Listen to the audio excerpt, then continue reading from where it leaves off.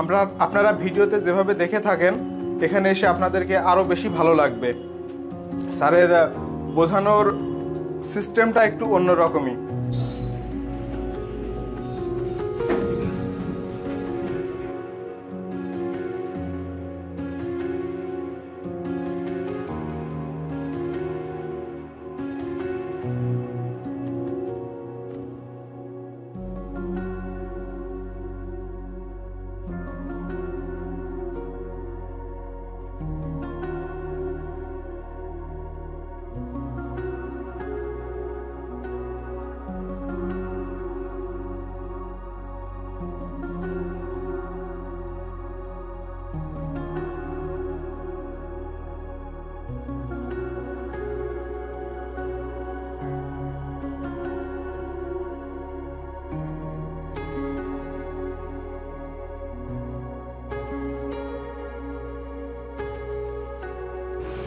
আসসালামু আলাইকুম রহমতুল্লাহ। Global knowledge international training institute থেকে আমরা স্বাগতম জানাচ্ছি ছোট্ট একটি ভিডিওতে।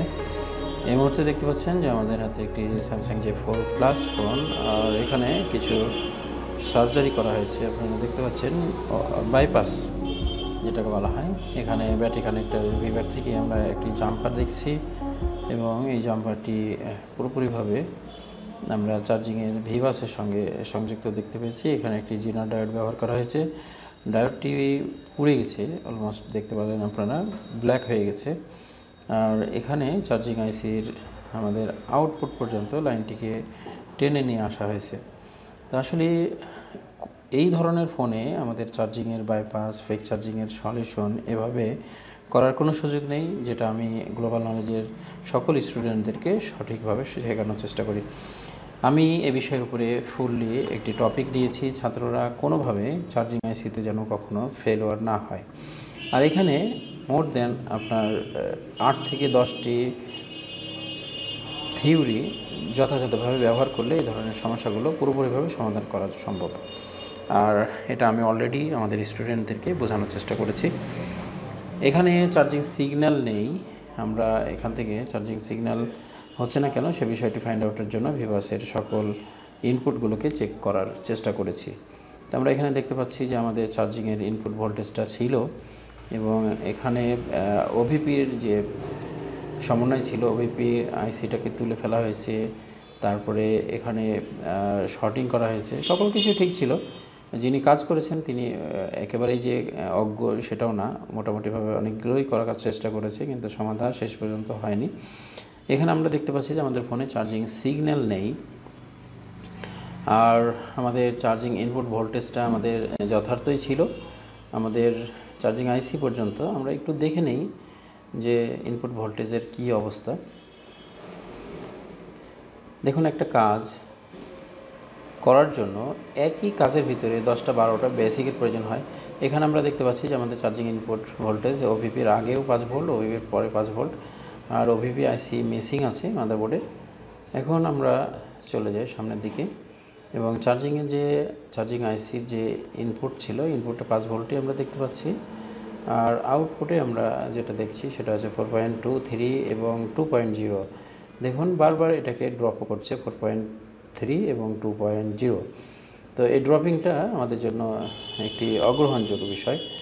এখন আমাদের ব্যাটারির চার্জটা পরীক্ষা করতে হবে, ব্যাটারি কতটুকু ভোল্টেজ আছে। তো আমরা ব্যাটারি ভোল্টেজটা দেখার চেষ্টা করছি। এখানে ব্যাটারি ভোল্টেজ একেবারে অলমোস্ট নাই। আর আমরা এখন ব্যাটারি চার্জ করে 3.5 ভোল্ট করলাম এবং চেক করার সময় অবশ্যই আপনারা ভোল্টেজটা চেক করে নেবেন ব্যাটারির। এখন আমরা ব্যাটারিটা যদি আমাদের ফোনে কানেক্ট করি তাহলে আইডি লাইন অ্যাক্টিভ হলে তখন আমাদের চার্জিং আইসি থেকে যে ভোল্টেজটা আউটপুট করা দরকার যথারীতি সেটা আমরা পাবো।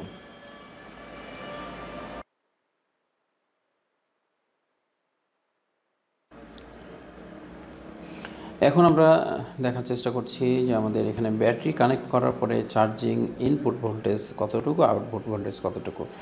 তো ইনপুট ভোল্টেজ যেহেতু আমাদের ঠিক ছিল, আউটপুটে আমরা 3.5, 3.6 এরকম দেখতে পাচ্ছি। তা আমরা দেখেছিলাম কিছুক্ষণ আগে যে আমাদের ব্যাটারির যে ভোল্টেজ ছিল সেটা কিন্তু 3.56 এর মতোই। অতএব এখন যে ভোল্টেজটা আউটপুট করছে চার্জিং আইসি থেকে সেই ভোল্টেজটা অলমোস্ট হচ্ছে আমাদের ব্যাটারির ভোল্টেজ, যেহেতু আমাদের ব্যাটারি কানেক্ট রয়েছে। এর অর্থ এই যে আমাদের চার্জিং আইসি ওয়ার্কিং মোডে নেই, এবং এখানে আরও বেশ কিছু চেকিং ছিল, কিছু থিওরি ছিল, যেগুলো আমরা দেখানোর চেষ্টা করেছি গ্লোবাল নলেজের ফেব্রুয়ারি ব্যাচের সকল ছাত্রদের। আশা করি তারা এই কাজটি পুরোপুরিভাবে করার চেষ্টা করবে, এবং আমাদের ট্রেনিংগুলো সেভাবেই করানোর চেষ্টা করে থাকি যেন এই মডেলটি নয়, যে কোনো ধরনের এসএমডি কম্পোনেন্টের মাদারবোর্ডে তারা কাজগুলোকে যথারীতি করতে পারে। তো এখানে দেখতে পাচ্ছি যে আমাদের আইসিটি উঠানোর চেষ্টা করলাম এবং উঠেছে, এবং আইসি উঠানোর সঠিক স্কিলটা তখনই প্রমাণিত হয় যখন আইসির বলগুলো সঠিকভাবে থেকে যায়। তা আমরা সেফলি তোলার চেষ্টা করেছি আইসিটি। এখন এখানে আমরা আইসি রিপ্লেসমেন্ট করব। আইসি রিপ্লেসমেন্টের জন্য আমরা অবশ্যই নাম্বার মিলাবো, ভার্সন মিলাবো। আইসি নাম্বার ভার্সন মিলিয়ে আমরা একটি নতুন আইসি এখানে নিয়ে আসার চেষ্টা করেছি। এখানে দেখতে পাচ্ছেন যে আমাদের আইসিতে বল রয়েছে, যেহেতু নতুন আইসিতে বল রয়েছে যার কারণে আমরা পুরানো যে আইসি মাদারবোর্ডের যে বলটি সেটাকে আমরা তুলে ফেলবো এখান থেকে।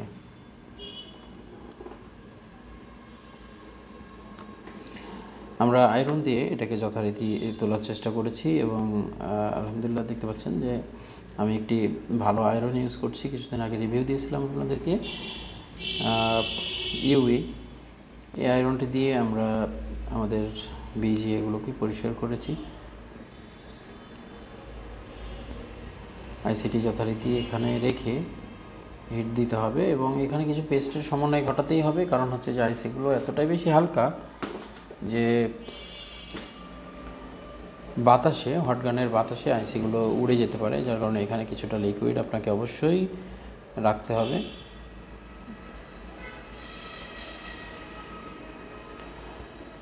আইসিটি আমাদের মোটামুটি লেগে গেছে। এখন আমরা আমাদের ফোনটি চেক করব, চেক করার পালা।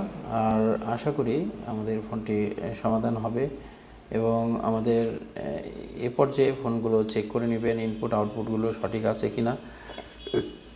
মাঝে আমরা কম্পোনেন্টগুলো চেক করেছি, যদি চার্জিংয়ের ইনপুট আউটপুট এবং enable signal, another data ways যেগুলো থাকে, এগুলোতে কোনো ধরনের রেজিস্টার যদি থেকে থাকে, তো এই রেজিস্টারগুলোর মানগুলো যথারীতি আপনাকে চেক করতে হবে, রেজিস্টারগুলো সঠিক রয়েছে কিনা, লিকেজ রয়েছে কিনা, এবং কোনোটা নষ্ট হয়েছে কিনা, কারণ এগুলোর কারণে আমাদের সিগন্যাল ব্যাহত হয় অনেক সময়।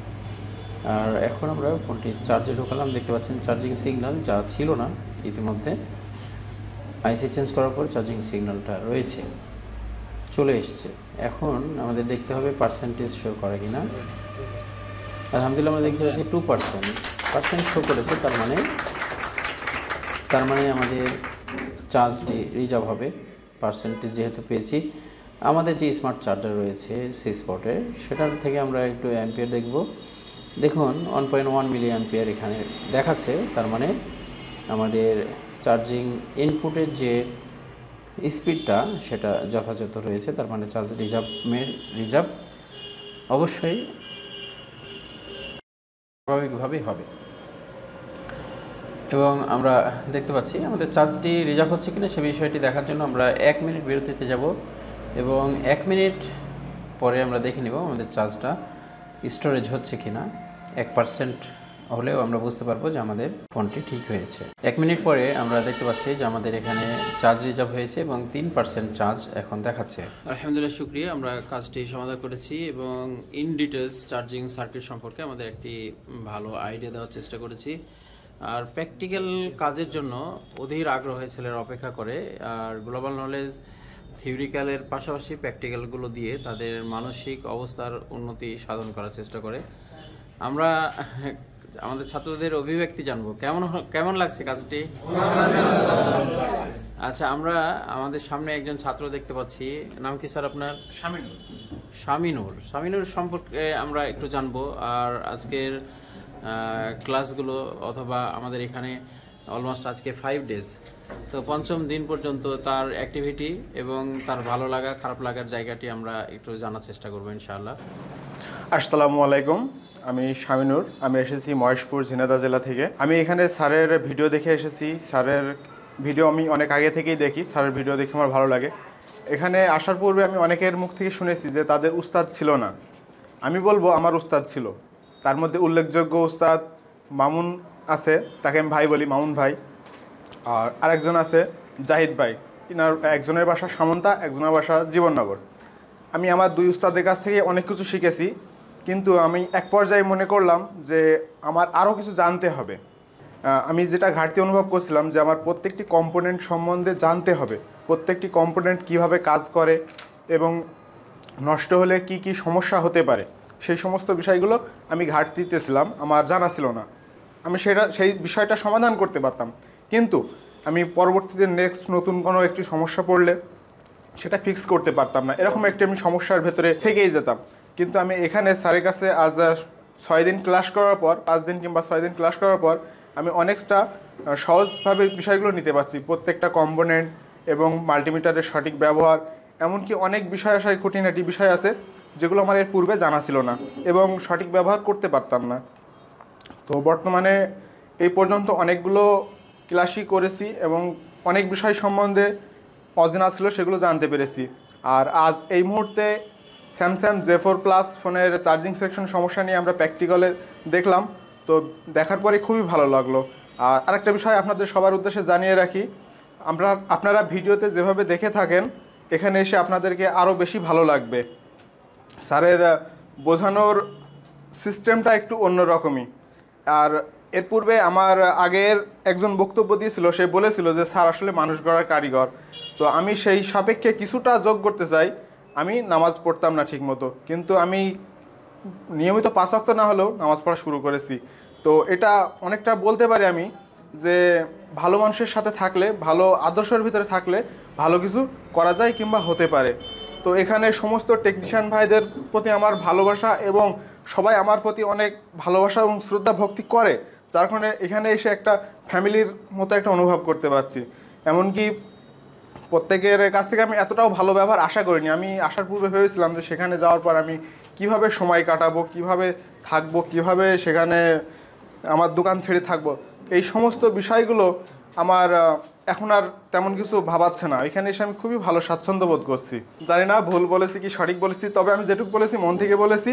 আর স্যারের প্রতি আমার অশেষ একটা ভালোবাসা কাজ করে। এখন স্যারের সামনে আমি কী বলেছি সেটাও আমি সঠিক হয়তো জানি না, সেটা হয়তো পরে ভিডিওতে জানতে পারবো। আসসালামু আলাইকুম।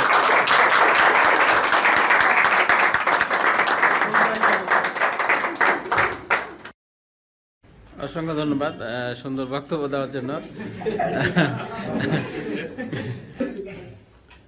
আহা, চুলটা আবার এলোমেলো হয়ে গেছে।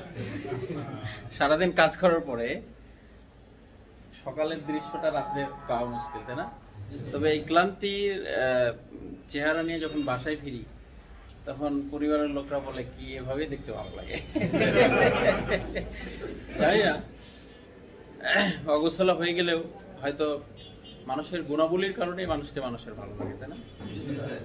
তো যাই হোক, সকলের জন্য শুভকামনা।